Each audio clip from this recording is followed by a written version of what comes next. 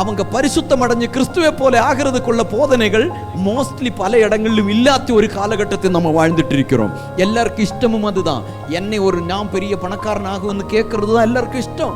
ஆமே ஸ்தோத்திரம். நீ பெரிய ஆளாய் மாறுவாங்கிறது கேட்கறது தான் இஷ்டம். நீ பணக்காரன் ஆயிடுவான்னு சொல்றது தான் ஆளுகளுக்கு இஷ்டம். தேவனுடைய பிள்ளையை என்னையும் உங்களே கர்த்தருக்கு பணக்காரன் ஆக்கணும்னு ஆசை இருந்தா அவர் ஆக்கத்தான் செய்வார். அதை யாராலும் தடை பண்ண முடியாது.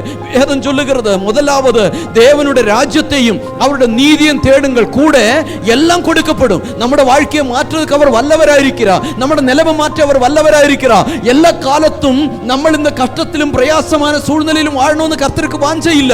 நீங்கள் தரித்திரத்தில் கடந்து ஆமென் அப்படியே கஷ்டப்பட்டு ஜீவிச்சு போகணும்னு கர்த்தருக்கு ஆசை இல்ல. ஒரு காலத்து உங்களுக்கு நெருக்கங்கள் வரலாம், கஷ்டங்கள் வரலாம், பிரயாசங்கள் வரலாம். ஆனால் எல்லாவற்றிலும் விடுவிக்கிற ஒரு தேவன் நமக்குண்டு. ஆனால் இந்த உலகத்துக்காக ஓடுகிறவர்களாய் நம்ம இருப்பது தேவனுக்கு சித்தம் இல்லை.